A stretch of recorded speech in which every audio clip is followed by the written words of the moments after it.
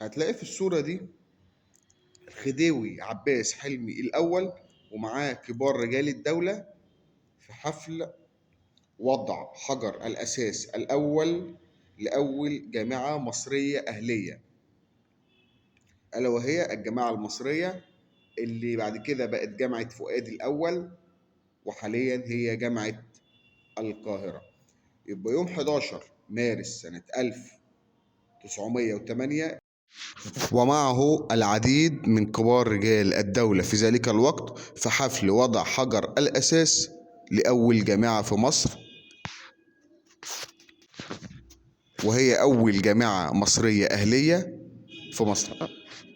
وهي الآن هي جامعة القاهرة، وسميت سابقا جامعة فؤاد الأول أو الجامعة المصرية. يعني تقريبا كده بقالها حوالي 117 سنة